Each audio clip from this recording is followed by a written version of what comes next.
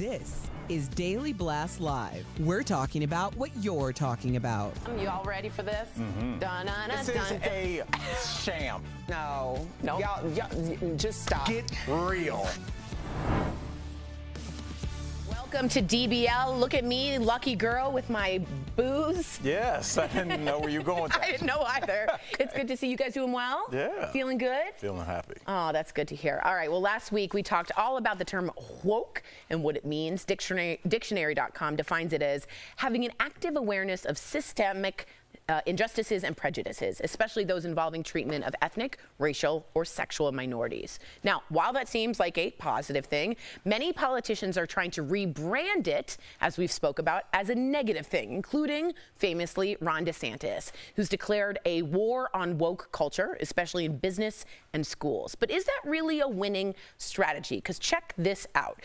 A new poll came out and shows that a majority of people, 56%, see woke as a good thing, and only 39% view it negatively. There are also reports that many young Republicans are begging older party leaders to stop using the term altogether.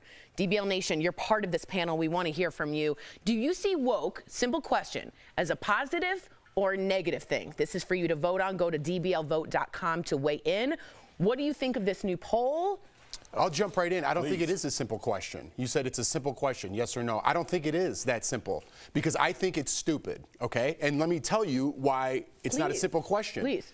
If you say being awoken to how black people are treated in this country is a bad thing, that's stupid. Okay? If I say the word spirit animal or totem pole or say we all have our little tribes and you try to get me canceled, that's ridiculous. Okay? So when you take it too far, it's ridiculous. It's stupid. And when you say I'm not awoken to the way black people or marginalized people are treated in this country, that's also stupid. There's a middle ground somewhere. And each political party is taking it to the extreme meeting. So the answer yes or no is kind of, I don't know, I hate surveys and I hate this one as well. No. Well said. It is well said. And, you know, it's kind of a dumb question for a different reason, in my opinion. When you say that you're not woke, we all are woke. People that said that they didn't know anything about police brutality, we've seen with our own eyes that that is an issue now. So whether you say it's blown out of proportion, you at least know that it's aware. We at least know that women have not, up until this point, been treated like human beings in the workplace. We've all been awoken to that, and those that haven't have received their walking papers. So we have all learned something. I think what Jeff is saying, I get, because when you start using wokeness, air quotes, to attack and shut down conversations, when you're trying to make a point and somebody goes, no, actually you say this, there's a way to tell people that, to let them know that you're trying to be genuinely helpful, and there's a way to let them know that you think that you're above them. And I think that is the case in certain situations. But as we move forward, as we start to use all language and try and be as inclusive as possible, I think that's why these young Republicans are mad. They're like, look, this is a term that only works with a select amount of voters, and we need more voters for our base. So I think that's why there's this issue socially, but also in the Republican Party. Okay, so let me ask you about the Republican Party. Is this a smart strategy for them to be anti-woke? The Republican Party, like, might that work in, let's say, a primary, but not like the general public? How do you feel about using this as like a campaign policy? I'm going all in on the war on woke. Do you think it's not a smart strategy? I'm the wrong person to ask because I could care less what political but strategy on the left or the right. I'm talking about socially. Okay, I don't care political agendas. I just said both sides blew it out way too far. I'm talking about socially. When I'm trying to have a conversation and I mean well, and you're a white woman from the suburbs and you call into the show and write my boss because I use the word totem pole. Okay, am I offending you? You're offended in some way? Everybody is a victim except the victim themselves these days. And I can't stand it. Everybody wants to be victimized. And that kind of dulls the movement for Black Lives Matter, for the Women's March. It dulls all that movement by everyone being a victim and putting their things on top of it. I'm talking socially. You could answer the political question. But no, you're talking socially, but you are the voter that both parties want to have. So and I'll vote independent, though. Yeah, right, and they clearly are not reaching you, so you kind of answered the question whether you knew it or not. The woke doesn't do anything for you. I think the issues that move parties are almost always the same. Republicans hit immigration, they hit spending, the smaller government. Democrats, now they have student loans. They have maybe federalizing legal marijuana. Obviously, the abortion thing. Those are the things that push people to the polls. No one cares about a word like woke. And when I say no one cares, it is a word that is pervasive in our society. But I don't know if like every day people are like, honey, we have to get out and vote. This candidate is really anti-woke. Yeah. But I think they will get out and vote if this person's like, I will stand on that wall and make sure that there's no illegal immigration. That resonates with certain people. That's a wedge issue. I just think people are saying woke, and one group is saying it in French, and one group is saying it in German, and we're trying to have the same conversation. And you're like 999, and they're like je parle français, and like no one is defining woke as the same. I feel like you do that thing with sock puppets. That would have been that would have been more. We should end it on a joke, but I wanted to squeeze this in. What if we are going out, right, us three to lunch, and it could be any of us, and I was like, hey, my friend's coming in from out of town. Just a heads up, they're super woke. Okay? Would you be encouraged to have lunch with me, or would you say I have other plans? Because if you said a friend was coming in town, they're super woke. You would have other plans. My kid has COVID. Right. Yeah. Knock on wood.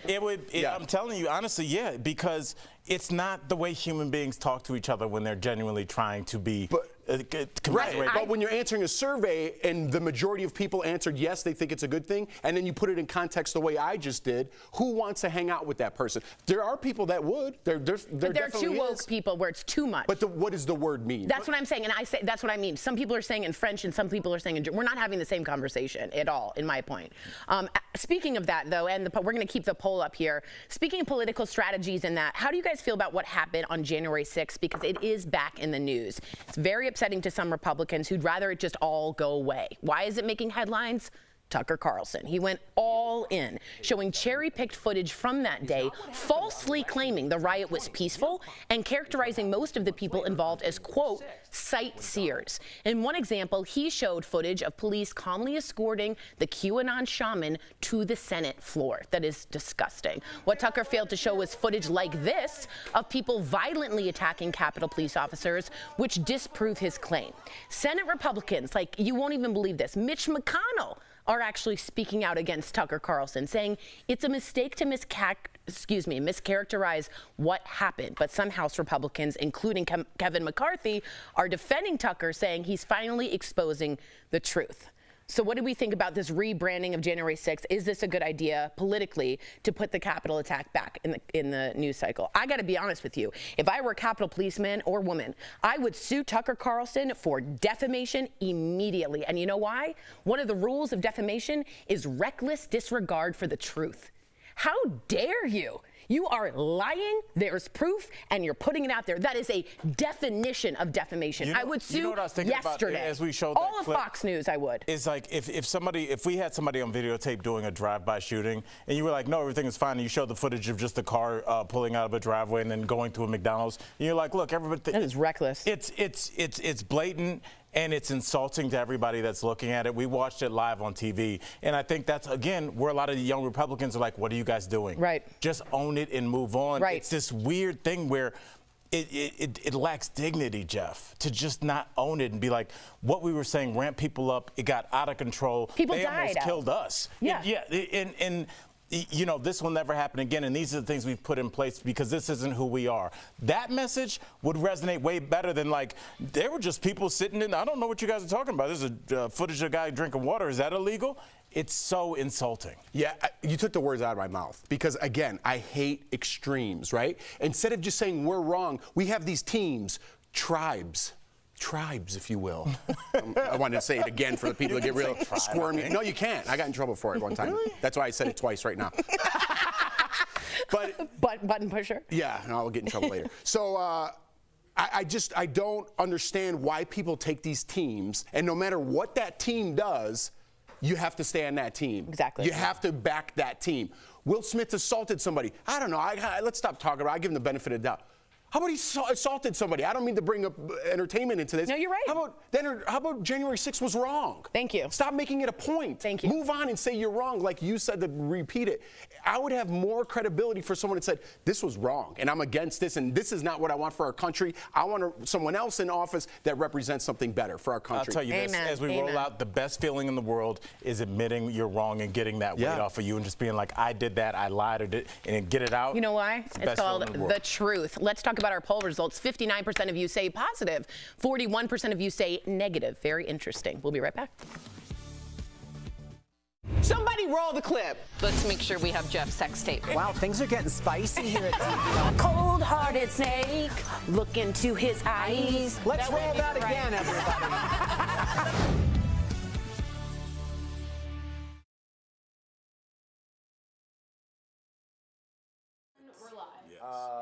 Well, you know, we're talking about woke, but what we're talking about is just language, and language can be used to facilitate conversation or shut it down. Well, here's my question. I want to know if any of you guys are Fox watchers, and you feel like insulted, or I would like to know if you knew that Tucker Carlson was writing things like "I passionately hate Trump," and then he's totally grifting you and lying and saying "I love Trump" and all this. I would feel so like, why am I going to trust you? You're a con man.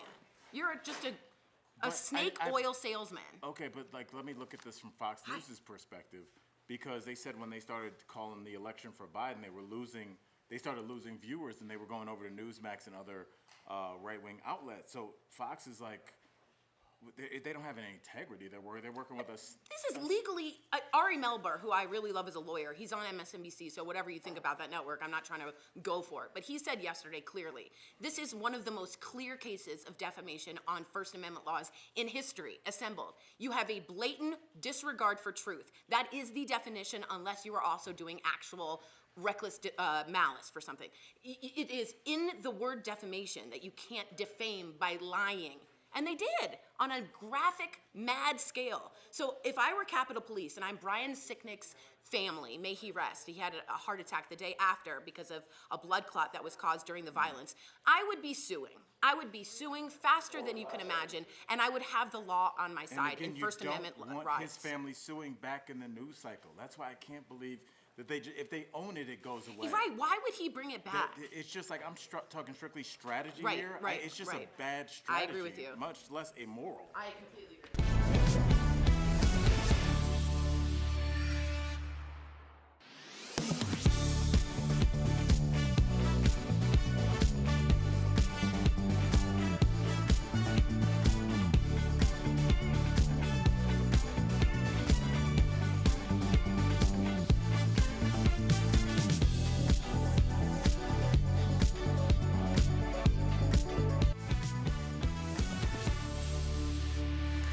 Welcome back to DBL. A weatherman in Houston is making viewers happy by using rap lyrics and famous TV lines in his forecasts. Check out this one where he uses famous lines from Friends. We've got some Arctic air that's going to pivot around it, going south at first, but then it will pivot, and it will pivot off to the east. So while we're in T-shirts and shorts, people up here are like, could I be wearing any more clothes? Later on today, there might be a nubbin or two on the radar. We've had warm stretches like this before, and then a late season freeze comes in like we were on a break. Spring, how you doing? It's already here, it feels like. That's only 11% of the time. So it's not that common. It doesn't happen every year, and it is a big deal. Spring, how you doing? Just in case you're not a fan of Friends, check out this forecast where he uses lines from Snoop Dogg's song, Who Am I? What's My Name? Take a look at this. Wow. From the depths of the sea back to the block. So that's how it looks now. To keep up with the forecast, follow me, follow me, follow me, follow me. And pretty soon we'll step through the fog and we'll creep through the smog, and we'll be able to see a little bit of sun popping out this afternoon. Forecast from the most accurate meteorologist. Guess what? He is I and I am him. We're going to be warm and humid with highs in the 80s. It's like that. And as a matter of fact, rat-tat-tat-tat, we've got a front that's knocking on our door. It's like that and like this and like that? Is that song? I think so. Okay. I'm trying to like hear these lyrics in my head, but like in his voice. So it's almost like the voice of Siri in a way.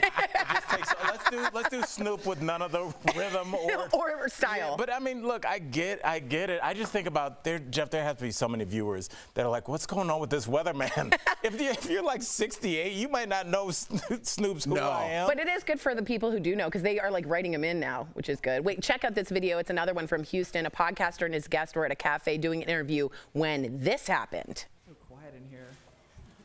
How did I? Into the window, right behind them, the car came. One of the gentlemen wiggled out of the way. Luckily, no one was hurt, but everyone was very surprised. Quiet in here. I'd say so. How did I? I'd say so. Thank God that strong glass barrier was there. Coming up on DBL, Jennifer Nettles tells us all about the new dating show she's hosting, where city girls look for love in the country.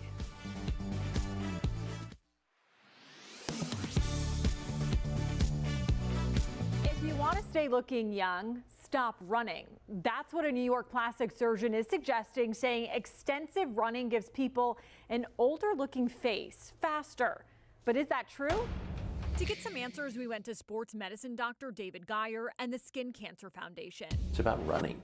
This TikTok video by New York plastic surgeon Gerald Imber has gotten almost 3 million views. He says long-distance running and long-time runners can develop thin and older-looking faces because of the bouncing associated with running. If you're an experienced runner, you've done it for 10, 20 years, it is possible that your face could look older than somebody your age that does other types of exercise. Though Dr. Geyer says this can be true, he says it's not because your face is bouncing. There's no evidence, at least, that your collagen and your cheeks will start to sag with repetitive bouncing. If that was the case, it wouldn't just be running, it would be Stairmasters and maybe the elliptical. There are, however, other factors that can contribute to aging skin for longtime runners. Anyone who runs outside or really does any type of outdoor exercise is exposing their face to a lot of sunlight and ultraviolet light. That ultraviolet light will cause your skin to age.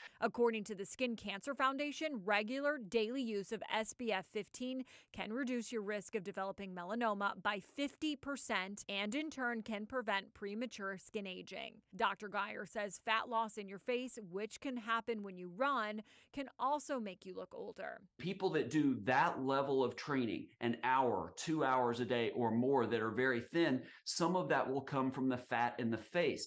Overall, Dr. Geyer says running is better for you than not, so you can lace up those shoes, but be sure to put on that sunscreen. With your Verify Fact Check, I'm Megan Bragg. Who is ready to fall for a farmer? Hello, my name is Jennifer Nettles, and I am thrilled to be the host of the fantastic new unscripted series, Farmer Wants a Wife. Welcome back. Award-winning singer-songwriter Jennifer Nettles is back hosting a new dating show called Farmer Wants a Wife. Earlier, we spoke with her about finding Mr. Right on the ranch. Let's take a look. Please welcome back to the show, Jennifer Nettles. Here. Oh, we're so excited to talk to you today. Farmer Wants a Wife premieres this week. You have hosted talent shows, but what was it like hosting a dating show? Higher stakes, right? Super high stakes, very vulnerable. What else is more vulnerable than putting your heart out there for love, right? But for me, it was amazing because I love storytelling and I love nothing more than a love story. So these were 4 potential love stories right there. Oh, and it's good to connect with you. I was on the show Blind Date, so we can kind of connect like that. Okay, good. We have a thread there. No. Yes, mine was embarrassing and yours was amazing. So yeah, we do have a connection there. But I really didn't know this. I didn't know, but Farmers Wants a Wife is an international show. Why do you think women from all over the world are attracted to farmers? Well, here's the thing. I mean, I don't know that women from all over the world are attracted to farmers across the board, but I would say that there are women everywhere who are attracted to farmers, right? And all that to say, too, what I love about this show and what I think makes it so successful, because you said 32 countries, yes, but get this, like the stats are so successful for the relationship. They've had over 180 marriages and over 410 children have resulted from this show. Damn. So something is working, working out across the board. Yeah, so I think really it's because it's genuine. It's not like Instagram influencers trying to get 15 seconds of fame. It's like real people looking for real love for the right reasons. Yeah, and I guess you kind of have to sit in it too. You can't just, if you're in the city, you can run around, but if you're on the farm, it's like you're on the farm, in an argument, y'all better work it out before dinner. So yeah, it makes sense. I can't believe people go on TV and find their wife. It sounds ridiculous. Yeah, right. But I did. So this is really interesting to me because I used to do country radio for a small stint in my life, but you've been a part of a movement called Equal Play to get more airplay for female country artists. Good job. Yes. Bravo. Do you think the industry has gotten any better with this in recent years? You know, sadly, I would say the numbers don't show it. Nothing of major impact. women, especially in country music, make up about 10 to 15% of radio play. And then once the streamers came in and the algorithms hit, it was even worse. Just, I could get all geeky and talk about predictive analytics and the way that all that works. But long story short, no. I wouldn't say it's improved. Wow, that's fair and honest. You've worked with some of the greatest singers in the world, from Bon Jovi to Dolly Parton. Is there anyone you wish that you could work with, that just a dream collaboration? And also, is that Van Gogh wallpaper behind you? It's stunning. Yes. How did you know? Because I'm an art history geek. It's fabulous. Sorry, continue. Fabulous. Thank you. Thank you. Welcome to my boudoir. Happy, America. I love that question. I mean, there are so many fantastic artists, and if I look at the people that I have had the pleasure of collaborating with, so many great musicians, so many great singers, so many amazing songwriters. Someone possibly that I haven't yet that could be amazing. I mean, Springsteen. Yep. Sting. Yes. I mean, yeah, I could name even, there are a lot of people that are current and modern in terms of like young people now, but I've had a chance to, I mean, Rihanna and Adele, like I've sung with them, like Beyonce, I've sung with her. So I've really had real opportunities to collaborate with some of the best. But there are, yes, some great ones out there for sure. And even posthumously, like I think of someone like, there's just so many. Also, I would say too, I wish, fingers crossed, Linda Ronstadt, she's one of my favorites. Absolutely. Jennifer Nettles, you are an incredible creative force and such an important voice that we need right now. DBL Nation, check out Jennifer hosting Farmer Wants a Wife, Wednesdays on Fox. Thank you, Jennifer. Thank you. Yes. Thank you. Bye. Awesome. Thank you. Thanks.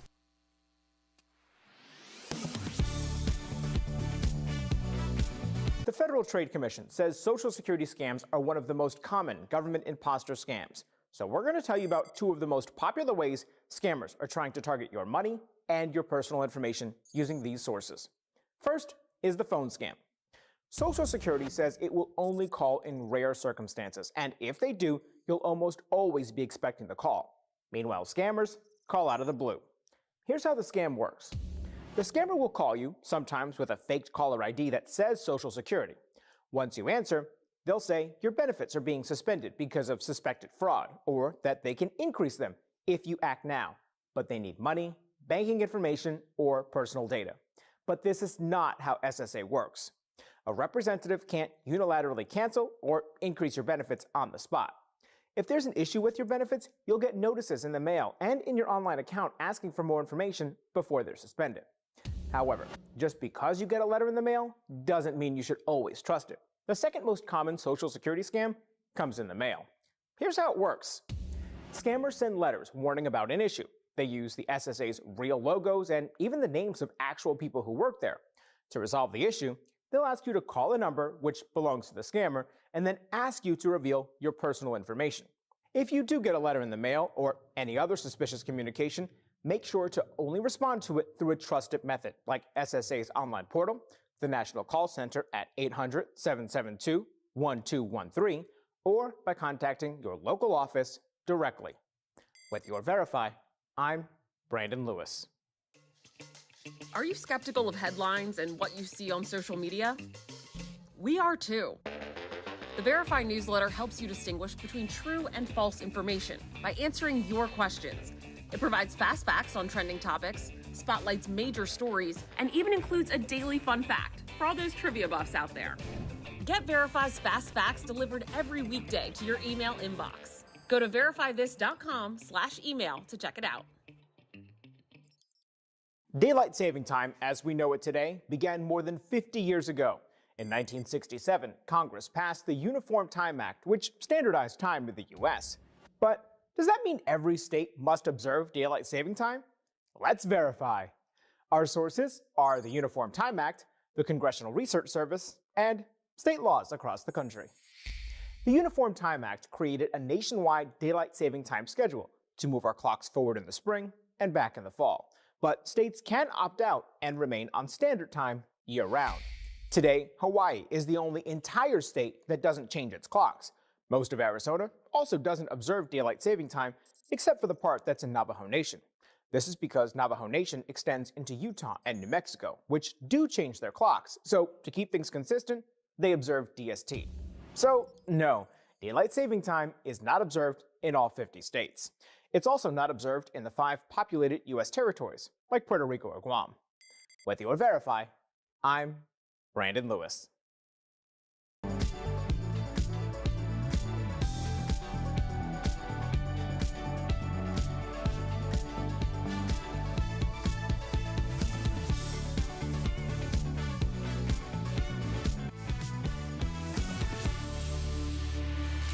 Welcome back. Who's in the mood for shopping?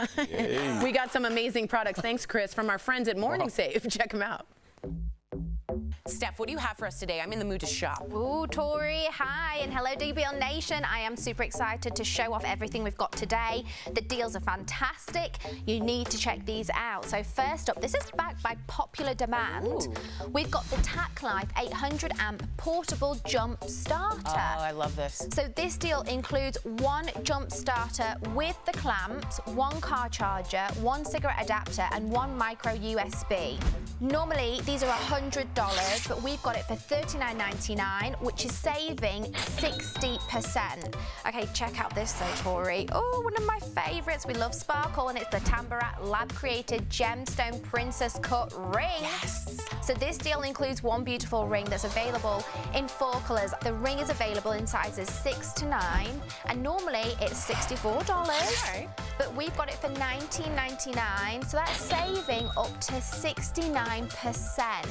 Now, next up, this is really snazzy. We've got the 2-pack new Lasts in Hair Vibrant Scalp Treatment with Elastaplex. Ooh. So this deal includes 2 scalp treatments to help weak, thinning, or even balding hair. Oh, wow. Normally, these are $149 each, but we've got 2 for $29.99, which is saving up to 90%. So our last product is the 2-pack Pop Sonic nail kit. So this deal includes 2 12-piece nail kits available in 4 styles. There's rose gold, Moroccan, plaid, and leopard. Whoa. Normally these are $40 each, but we've got 2 for $19.99, so that's saving up to 75%. Head on over to morningsave.com to snag these amazing deals with the lowest prices, or just scan that QR code that's right on screen. It's going to take you directly to these products on Morning Save's website. Thank you so much, Steph. Is your daughter's or son, anyone's a big shopper? My daughter is. She is? Yes, absolutely. And do you My go kids shopping? are 6 and 4. Okay, so no. I was trying to include you. You know do you what, go though, shopping Jeff? You got to watch out for those apps. The apps, man, the apps, yeah. You will get in. You will like $22 for 'cause they're down. King's Ransom or some random. It just pops up on my phone during the day. Yeah. Oh my God. Well, no, they're supposed to be at school. What is it? Happy to see you. We'll see you tomorrow. Bye, guys.